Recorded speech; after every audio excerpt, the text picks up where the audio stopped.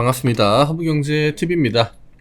네, 포스코홀딩스고요. 오늘 시장이 많이 안 좋았죠. 정말 좀 답답한 안 좋은 흐름의 시장이 계속적으로 좀 이어지고 있는데 악순환이 되고 있는 것 같아요. 어쨌든 뭐 6월달도 그렇고 5월달부터 시장이 중간중간에 이제 조정의 구간들을 굉장히 강하게 만들어 가지 않았습니까? 근데 이 5월부터 지금 8월까지 주도 업종은 바뀌긴 했죠. 5월달도 그렇고 6월달도 그렇고 7월달도 그렇고 이제 월마다 주도 업종들은 바뀌었는데 그 지수 흐름을 보면은 우상향이긴 해요. 근데 이 우상향을 보여준 기간 동안 뭐 만약에 A라는 업종이 올랐다라면은 이 업종 하나 가지고 지수를 올려주고 나머지 시장 전체적인 종목들은 대부분 다 빠졌습니다. 6월달도 반도체 빼고는 다 밀렸죠. 7월달도 2차전지 빼고는 다 밀렸죠.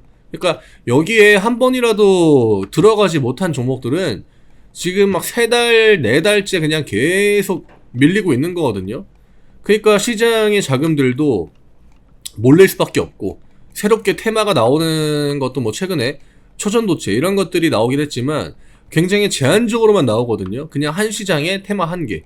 최근에 이제 뭐 바이오도 올라오고 리오프닝도 올라오고 이런 움직임은 시장이 밀리기 시작한 구간부터 그런 패턴들이 나온 거기 때문에 지금 이제 최근에 메인 테마라고 할 수 있는 건 초전도체. 근데 초전도체가 또 올라가니까 시장이 전체적으로 그 밀리는 그런 구간들이 많이 만들어지지 않습니까? 그쵸? 확실히 지금 수급이 많이 꼬였고요. 그 다음에 시장의 균형도 빠르게 회복을 못 해주고 있습니다. 밸런스를 못 맞춘다라는 이야기겠죠. 이 불균형 구조가 계속적으로 이어지면서 하나 올렸다가 밀리고 하나 올렸다가 밀리고 하면서 다 같이 밀리는 흐름이 나와주고 있어가지고 이거는 보통 심리적인 안정이 좀 먼저 나와주긴 해야 되거든요. 시장 심리가. 근데 아직까지는 좀 힘들어 보여요. 이게 대외적인 리스크들이 이런 상황에서 하나 둘 튀어나오고 있기 때문에 이것 때문에 오늘 같은 날 낙폭을 한 번 더 키우는 그런 구간들이 만들어지고 있다라고 보여지고, 중국 이야기가 많이 나오죠. 디플레이션부터 해가지고 중국 이제 부동산 이야기도 많이 나오고 있는데 중국 경기가 실제로 안 좋긴 안 좋아요. 안 좋긴 안 좋고 여러 가지 문제들이 많이 좀 작용이 되고 있는데, 거기에 이제 미국 채권 시장도 요즘에 입찰도 제대로 못 받았고, 국채 새로 한 것도. 그래서 국채 발행량을 늘린다라고 하는데 대외적인 환경들이 확실히 좋지가 않습니다. 그래서 환율이 또 많이 올라갔죠. 환율이 올라가면서 뭐 최근에 이제 방산주들이 저점보다 살짝 뭐 올라오고, 또 바이오가 사실 올라오는 것도 그냥 이 환율에 대한 부분이 좀 크다라고 봐요. 환율이 고환율 시기로 넘어가면은 늘 이제 시장 내에서 반응하는 종목들이 대부분 다 동일했으니까 그런 흐름들이 조금 이어지고 있는 것이 아닌가. 근데 바이오도 대형주들은 힘이 없습니다. 낙폭 굉장히 크게 나오고 대부분 이제 중형주급 혹은 중소형주 애들이 버티고 있고요. 뭐 지금 움직이는 테마주들 대부분 다 소형주 영역에 있던 종목들이 많기 때문에 테마 시장이 조금은 더 이어질 것 같아요. 뭐 오늘 2차전 종목들이 뭐 시간에 오르고 하는 것들 크게 의미는 저는 없을 것 같고요. 아직까지는 조금 더 우리가 하락폭을 열어놓고 우리 50만원까지는 일단 보고 있다, 계속적으로 좀 코멘트를 드리는데 생각보다 빠르게 이 가격으로 오고 있습니다. 오늘 음봉이 나왔다라고 하는 건 결국에는 이 캔들이죠.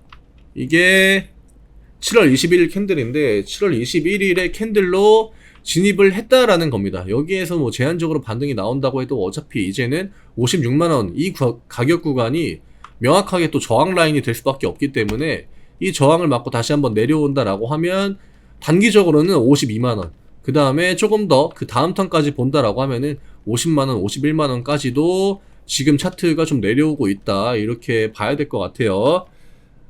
제가 채널 이야기 안 드렸죠? 저희 카카오 채널 파란 글씨 영상 아래 댓글에 요거 누르신 다음에 무료 종목 신청 누르시고요. 포스코홀딩스라고 남겨주시면, 제가 이야기 드렸죠? 지금 어차피 테마주들 위주로만 움직일 수밖에 없는 시장이에요. 반도체가 오늘 반등을 좀 보여주긴 했지만 삼전이랑 하이닉스가 명확하게 그거에 대해서 좋은 움직임을 보여주지 못했기 때문에 좀 제한적인 그냥 기술적인 반등 형태 혹은 시장에 떨어지는 속도를 조금 조절하기 위한 그 정도의 반발 매수 정도다라고 저는 보고 있고요. 이럴 때 테마주들 매매해가지고 그 현금 비중을 좀 늘려가야 돼요. 수익 나면은 그 수익으로 기존에 있는 종목들 비중 좀 줄이고요.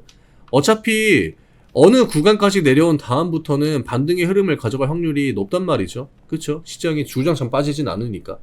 근데 그럴 때 현금이 없다라고 하면은 그냥 내가 매수한 가격까지 기다리는 것밖에 할 게 없죠. 근데 그때 기회를 또 잘 이용하면은 지금 시장에서 내가 좀 주가가 많이 밀려가지고 손실이 커진 부분들 생각보다 빨리 만회할 수 있습니다. 왜냐?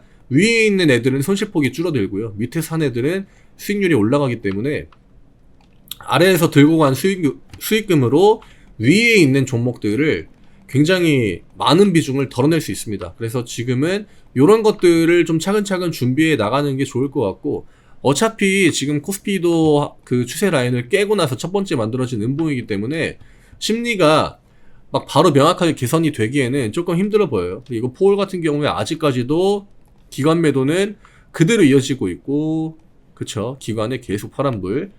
외국인 매수가 들어오긴 하지만 애초부터 포스코홀딩스한테 외국인의 비중은 그렇게 중요하지 않아요. 중요하지 않고 오늘 키움 매수가 또 들어왔죠.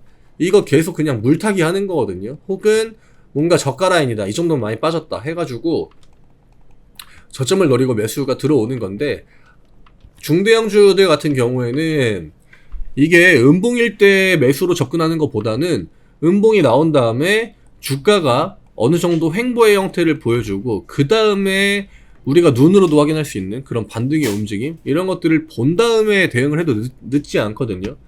지금 구간에 무리하게 물타거나 혹은 뭐 신규로 들어가거나, 만약에 내가 분할 매수 관점으로 그냥 굉장히 긴 그 호흡을 어느 정도 생각을 해놓고 지금부터 1주, 2주씩 분할로 한번 사보겠습니다, 이런 것들은 나쁘지 않아요. 그치만 지금 상황에서 위쪽에 있는 거에 대해서 물을 타잖아요. 물을 타면은 비중은 비중대로 늘어나고요. 하락폭은 하락폭대로 더 커질 수밖에 없습니다.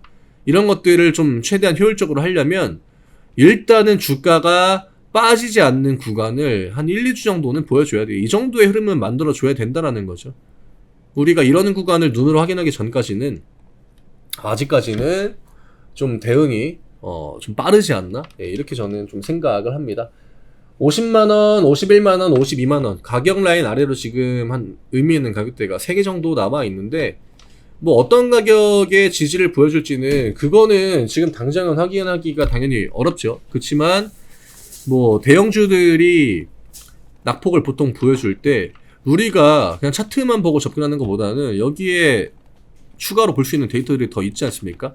이런 것들을 최대한 좀 활용을 해야 될 것 같고, 뭐 에코프로 그룹주들의 움직임도 굉장히 좀 중요할 거고요. 그 다음에 뭐 LG엔솔이나 혹은 포스코 그룹 내에 있는 뭐 퓨처엠 종목이나 이런 것들 다양하게 보고, 아, 이 정도 데이터가 동시다발적으로 나와준다라고 했을 때 이러면 반등이 나올 확률이 높겠다. 그때부터 조금씩 대응해도 어차피 뒷구간에 올렸다 내렸다 올렸다 내렸다 할 거기 때문에 너무 빠르게 준비 안 해도 됩니다. 천천히 좀 호흡을 고르면서 지금은 타이밍을 노려가지고 내가 어떤 만회를 할 수 있는 그런 포지션을 좀 미리미리 생각을 해 놓는 게 좋을 것 같고요. 아직까지 변동성이 좀 크기 때문에 추가적으로 음봉 나오는 거에 대해서는 우리가 계속적으로 좀 감안을 할 필요가 있다. 이 추세를 벗어나지 못하면은 포스코홀딩스 같은 경우에는 계속적으로 이런 식의 제한적인 약세 흐름을 조금 더 가져갈 수 있다라고 하는 거, 이런 것들 계속적으로 좀 인지를 해주셔야 돼요. 어차피 시장은 지금 이것저것 제한을 거는 요소들이 많기 때문에 급하게 보면은 더 안 좋습니다. 주가가 기초로 빠지고 있는데 어떻게 이렇게 여유롭게 보겠냐라고 하시는 분들도 있겠지만, 이럴 때 그렇다고 해가지고 내가 뭐 대응의 속도를 빠르게 높인다? 나중에 결과들 대부분 다 동일하게 안 좋은 형태로 많이 나오니까 그런 것들을 좀 참고해 주셔야 될 것 같아요.